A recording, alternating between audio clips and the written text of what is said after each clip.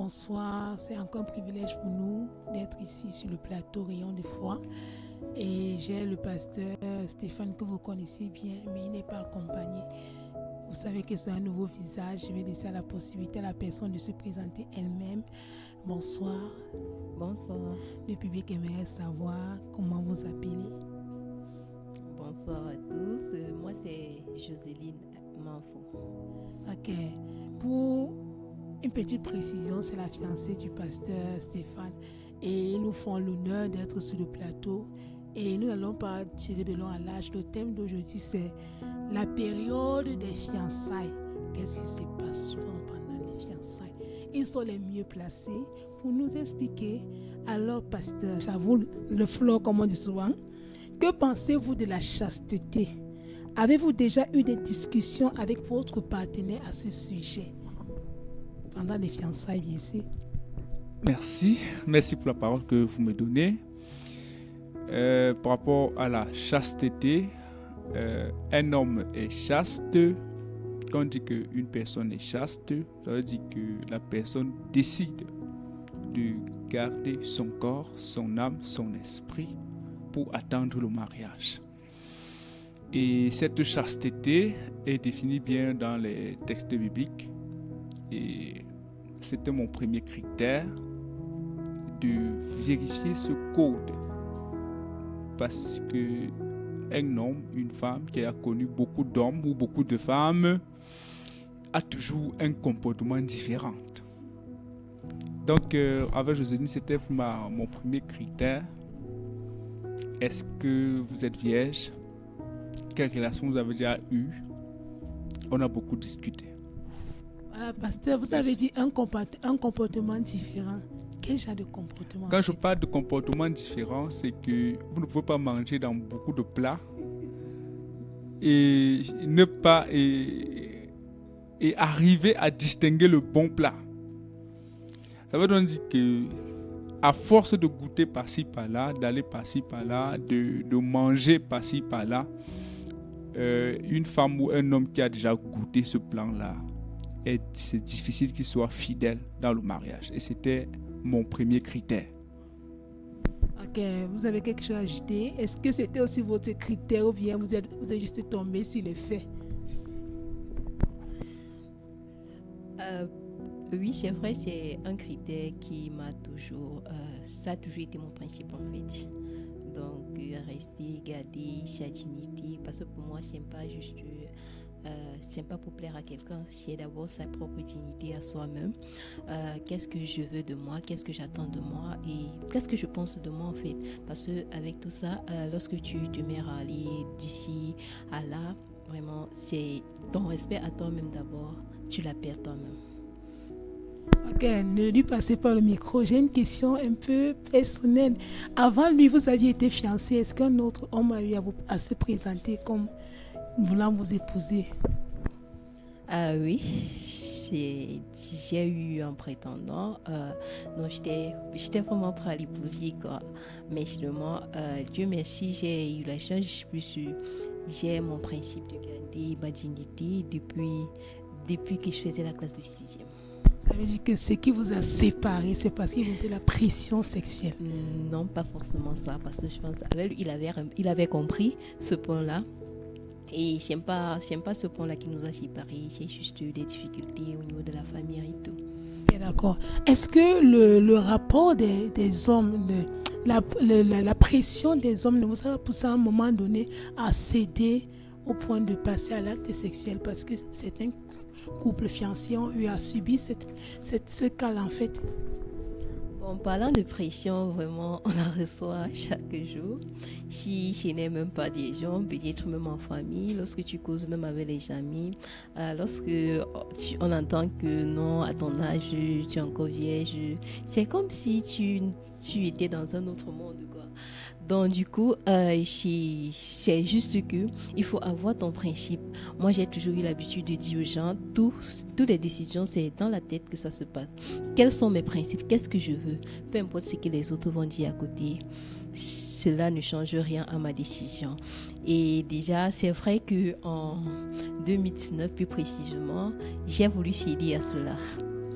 Mais comme j'aime toujours dire, ma relation avec Dieu est une relation vraiment, je ne peux pas l'expliquer, mais c'est très important pour moi. Parce qu'à ce moment, j'étais vraiment prêt à le faire, mais comme on le dit toujours, à toute chose, demande d'abord à Dieu. Donc du coup, j'ai eu à faire un programme de jeûne. C'était la première fois que je le faisais, je vous assure. Et lorsque je l'ai fait, ma question principale, c'était genre, est-ce que je le fais ou pas? La seule question que je posais à Dieu, est-ce que je le fais ou pas? Et il m'a vraiment répondu favorablement avec le texte de 1 Corinthiens 6, verset 18. Merci. Vraiment, merci pour votre sincérité. J'apprécie beaucoup cette sincérité. Pasteur, vous n'avez pas quelque chose à dire? Je pense que madame a tout dit par rapport à cette question. Elle a tout détaillé. Et ce sont ces critères-là que nous avons vraiment adoptés. Voilà. Que représente la fidélité dans votre relation? Déjà, ça fait combien de temps que vous êtes fiancés? Si ce n'est pas trop intime. Ok, c'est difficile de dire réellement le moment où on s'est décidé, justement parce que dans le langage de Dieu, on parle de l'âme sœur, de âme frère, c'est-à-dire que c'est Dieu qui décide de ce que vous allez. Donc sur le plan de Dieu, c'est depuis la naissance, mais sur le plan humain et de la chair, entrant dans la science, et nous pouvons donc dire que c'est depuis 2022-2023 comme ça. Je pense 2022, déjà fin comme ça. Que représente la fidélité dans votre relation, dans ce chemin de fiançailles? La première fidélité que je me suis décidé, et qu'on s'est décidé ensemble, premièrement, c'est la fidélité à Dieu. Parce qu'en fait, notre corps ne nous appartient pas, c'est le temple de l'Esprit Saint. Et cette fidélité-là doit d'abord être proportionnelle, doit passer d'abord par les Saintes Écritures. Qu'est-ce que la Bible dit par rapport aux fiançailles? Parce que dans l'Ancien Testament, nous voyons comment quelqu'un qui perdait sa dignité, une femme qui perdait sa dignité était lapidée. Et si la personne n'était pas lapidée, celui qui a commis ce viol devrait verser la dot immédiatement et cette personne devient sa femme. Nous comprenons donc que la fidélité à Dieu était le premier principe. Qu'est-ce que Dieu dit? Maintenant, il faut aller ce que Dieu dit n'est pas trop... Maintenant, il faut gérer les différences. Qu'est-ce que l'autre pense? Qu'est-ce qu'il aime? Est-ce qu'on peut faire avec elle? Est-ce qu'on peut faire avec lui? Et cette fidélité-là, je pense que à 100%, chérie, ça a marché et ça continue à marcher. Voilà. Ok, pasteur, vous allez parler d'un point là. Ne lui donnez pas encore le micro, s'il vous plaît. Comment gérez-vous vos conflits? Certainement, vous avez eu à avoir des conflits, des mésententes, des choses que vous n'avez pas eu à vous entendre. Comment est-ce que vous avez géré cela en fait? Quand on parle de fidélité, on entend par conflit. Parce que quand une personne émet une idée qui sort peut-être de la parole de Dieu et que c'est contre votre volonté, vous ne voulez même pas entendre l'autre là. Chacun a son verset chéri. Et ce verset chéri peut se transformer aussi peut aussi corrompre son conjoint et l'amener à prendre certaines mauvaises décisions par rapport à son conjoint. Par rapport au conflit que nous rencontrons, on se pose d'abord la question, est-ce que ce conflit plaît d'abord à Dieu? Qu'est-ce qu'on me reproche? Est-ce que ce qu'on te reproche vient de Dieu? Si ce principe-là est un principe biblique et universel, je me reproche de quelque chose et je change. Mais si le principe qu'on me reproche n'est pas universel et biblique, et qu'on peut peut-être passer par là peut-être pour m'humilier, pour me rabaisser, c'est là où vraiment il faut encore faire appel à la raison. Parce que la raison intervient là où la parole de Dieu, là où la parole de Dieu et même la morale sociale n'a pas pu gérer. Donc on fait face au conflit, premièrement, par la parole de Dieu. Deuxièmement, on fait face à ces conflits par le dialogue, parce que le dialogue est aussi un élément essentiel. Mais le dialogue, ce n'est pas pour sodomiser, pour amener l'autre à être ton surbaptême, mais c'est pour amener ta personne à comprendre réellement la réalité de ce que la personne, c'est ce qu'elle veut et que vous vous entendez. Voilà comment les conflits se gèrent avec l'écoute, l'empathie, la communication ouverte. Voilà. Là, vous avez quelque chose à dire? Oui, juste pour ajouter ce qu'il a dit, les conflits se trouvent toujours partout. Donc du coup, la meilleure façon de les régler, c'est la communication, comme il a dit. Parce qu'un couple qui ne sait pas comment communiquer vraiment, je sais pas, ça ne pourra pas marcher. Il faut savoir comment communiquer. Même si vous êtes en désaccord, il faut toujours savoir comment communiquer. C'est pas parce qu'on est en désaccord qu'on va se mettre à crier ou à faire ceci, cela. Mais la communication est la plus importante. Il y a une question qui me passe par l'esprit. Pasteur, maman pasteur, qu'est-ce qui vous plaît chez votre partenaire? Il y a toujours quelque chose de particulier que quand tu restes seul, tu te rappelles, tu dis que non, voilà la chose que j'aime toujours voir, la chose que j'aime chez elle, la chose que j'aime chez lui. Bon, ce que j'aime chez lui déjà, c'est sa crainte pour l'Éternel, d'abord, sa dévotion à l'Éternel, ça me passionne beaucoup. Et autre chose, son amour pour la famille, que ce soit pour sa famille, pour moi, il a cet amour-là en lui. Donc il s'inquiète pour les autres. J'aime pas genre faites ce que vous voulez, non. Il a vraiment cet amour-là pour la famille et j'aime bien ça. Ok, pasteur, vous avez la parole. En ce qui concerne vraiment ce que j'aime sur mon cœur, mon amour, c'est tellement beaucoup. Mais on va prendre juste quelques bribes pour dire que l'amour vient de Dieu. On ne peut pas prétendre aimer sans avoir vécu quelque chose, sans avoir reçu quelque chose de la personne de sérieux. Pour marquer le monde, il faut avoir fait une œuvre. Si on meurt directement, on ne doit pas marquer le monde. On marque le monde parce qu'on a existé et qu'on a fait quelque chose. Et elle m'a beaucoup marqué dans ce sens-là, sa personne et ses critères. J'ai compris que aujourd'hui, on a très peu de jeunes filles qui ont des critères. Beaucoup naviguent à vue. Elles ne savent même pas ce qu'elles veulent. Et c'est parti de ces critères que j'ai été inspiré de dire que ça, c'est le choix de Dieu. Parce qu'on reconnaît le choix de Dieu dans des critères. Qu'est-ce que tu veux? Qu'est-ce que je peux te donner?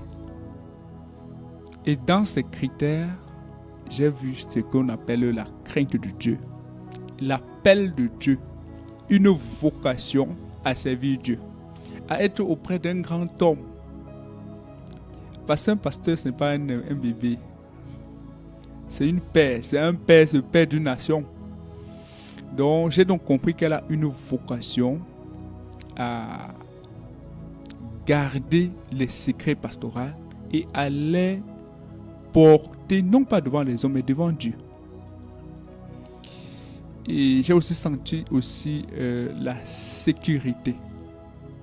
On dit que la sécurité d'un homme se trouve en une femme. Si vous sortez de chez vous et que vous avez peur que la maison va prendre feu, vous n'allez pas vous en sortir. C'est pour ça que je l'ai confiée autant de responsabilités, autant de tâches. Et elle a été fidèle et honnête. Cette fidélité-là démontre que, bien qu'on taxe les hommes de Dieu de pauvres, de ceci, cela, avec le peu qu'on aura, je vois l'amour, je vois la joie, je vois la bénédiction devant nous. Alors, avant qu'on ne continue, pasteur, est-ce que vous pouvez parler au public par rapport à ce que vous venez de dire de manière ramassée, c'est-à-dire en résumé, comment est-ce que les fiançailles doivent se passer? Parce que de nos jours, on se dit que les fiançailles, c'est un peu comme le monde, vous savez de quoi je parle. Comment est-ce que vous pouvez donner un peu un résumé de ce que c'est que les fiançailles selon la Bible, en fait? En résumé, par rapport aux fiançailles, en tant qu'homme de Dieu, puisque dans le livre de l'évangile de Luc, chapitre 1, verset 27, où on dit que Marie était vierge. Elle n'avait jamais connu d'homme. Et c'est cette pureté-là que Dieu a choisie. Ça veut dire que quand nous décidons d'être impurs, Dieu nous rend inutiles. Ça veut dire que toutes les femmes, les hommes, qui font les critères se basant sur le nombre d'hommes qui vont coucher avec eux pour gagner de l'argent, le nombre de femmes qui vont coucher avec eux pour gagner de l'argent, avant de programmer qui est-ce qui vont se marier plus tard, je pense que c'est un échec. Dans les fiançailles, pour réussir les fiançailles, premièrement, le premier critère, c'est de garder son corps, son âme et son esprit purs. Et le deuxième critère, c'est d'éviter la mauvaise compagnie. On ne peut pas se déclarer pur et marcher avec n'importe qui. C'est pour ça que je suis souvent trop regardant pour ma chérie. À chaque moment, il faut veiller toujours sur ça. Puisqu'on ne peut pas se déclarer fiancé et on vous retrouve encore dans le bois de nuit, on vous retrouve encore en train de courir. Donc la première étape des fiançailles, c'est le respect de son corps qui est le temple de l'Esprit Saint. Beaucoup parlent de fiançailles, mais couchent avec les voisins. Beaucoup parlent de fiançailles, mais font autre chose. Je pense que si vous vous ouvrez à un autre monde, le malin va vous prendre en coup de route et va vous menacer. Donc il y a la pureté du corps. Deuxième, il y a l'échange. Il y a certaines qui disent qu'ils sont fiancés, mais ne se sont jamais assis pour s'échanger sur les cas. Connaître sa personne. On ne peut pas se connaître. C'est pour ça que souvent je condamne l'amour à distance parce que on prend le temps. C'était pas facile. Il fallait que moi-même je me fasse violence pour la voir. C'est-à-dire que qu'elle se déplace de Douala pour être proche de moi pour que je sache avec qui j'ai affaire. Parce que en fait, ce qui est plus marrant, c'est que nous faisons des fiançailles à distance et nous ne comprenons pas la réalité, le genre de cœur, le genre de vie dont la personne mène. Donc la première des choses, c'est la connaissance, maîtriser, discuter avec la personne, voir ses différences, ses défis, ses faiblesses, essayer de le comprendre et de le consolider, d'aider la personne, de se transformer en une personne qui va aider la personne à se lever. Et maintenant, autre chose maintenant, c'est l'écoute. Écouter la personne. Donc pendant les fiançailles, on doit beaucoup écouter la personne pour comprendre ses défis, pour comprendre ses hauts et ses bas. Ça peut être un conflit familial, ça peut être une situation qui terrasse la personne. Peut-être la personne se met réfugiée devant vous, pas parce que vous êtes son mari, mais parce que la personne veut une consolation. Voilà. Et là, comment donc résoudre donc ce complexe-là? Il faut donc beaucoup écouter. et reconnaître la voix de Dieu en toutes circonstances. Maintenant, l'autre critère maintenant, c'est être fiancé, c'est qu'est-ce que Dieu dit de ma situation? Pourquoi je suis encore lié? Est-ce que je suis lié ou je suis libéré? Quand on parle de lié ou libéré, c'est est-ce qu'on a eu à avoir un appel de Dieu à vivre ensemble? Par exemple, l'appel de Dieu à vivre ensemble, on a tiré un verset ensemble. Le 31 décembre de cette année, de l'année 2024, on a tiré le même verset. On n'était pas dans la même paroisse, mais on a eu le même verset. Donc cela démontre que la volonté de Dieu, c'est que vous soyez ensemble. Mais il y avait une condition qui disait, écoutez-moi et n'endurcissez pas vos cœurs. Vous comprenez? C'est-à-dire que il fallait déjà la motivation que on écoute Dieu et on évolue avec lui. Et c'est le 4e critère des fiançailles. Écoutez Dieu, n'endurcis pas son cœur et fais avec Dieu. Donc voilà quelques critères. Ok, merci pasteur. Nous allons terminer cette émission avec cette dernière question. Quels sont les conflits, quels sont les défis que vous avez rencontrés depuis que vous êtes fiancés? Que ce soit les défis personnels, les défis familiaux, la société, selon ce que vous sentez que vous pouvez répondre. Donc, par rapport aux défis, elle m'a challengé beaucoup. Elle m'a beaucoup challengé dans le sens où nous on a eu des défis sur le plan de la communication. Parce que communiquer avec une personne que vous avez grandi ensemble est différent de la communication de la personne que vous ne connaissez même pas. Ça. Comment elle a grandi, quelle est... Vous comprenez? Donc la communication reste un élément clé et un défi à relever. Je pense que c'est encore un autre défi encore. Jusqu'à présent, c'est toujours un défi. Et voilà, il y a la communication, il y a le fait de gagner la confiance. Donc, c'est-à-dire que amener la personne à respecter votre personne.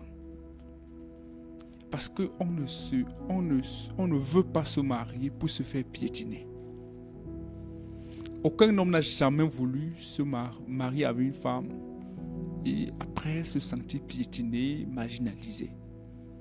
Et ça reste le défi aujourd'hui dans tous les mariages où la valeur et la dignité humaine ne se respectent pas.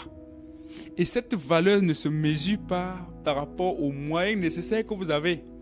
Parce que le défi du mariage, ce n'est pas l'argent. Le défi des fiançailles, ce n'est pas de l'argent. C'est la communication et la prière. C'est ça qui produit de l'argent. Et on vit de ça. Et on respire. Parce que quand le cœur est léger, l'argent vient seul.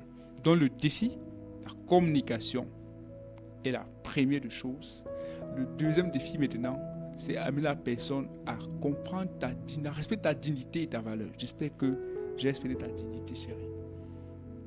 Et ta valeur. Je ne sais pas si elle a quelque chose à ajouter. Ok, merci beaucoup d'avoir écouté cette émission. Merci, pasteur. Merci vraiment d'avoir partagé votre expérience. Moi, personnellement, j'ai encore été bénie parce que chaque fois que vous venez sur le plateau, je suis bénie et Amen. Je rends grâce à Dieu pour cela. Nous allons nous séparer et toi qui es à la maison, si peut-être tu as été sale dans le passé, le sang de Jésus-Christ est venu, a coulé à la croix pour te laver. Et si le sang de Jésus t'a lavé, reste pur.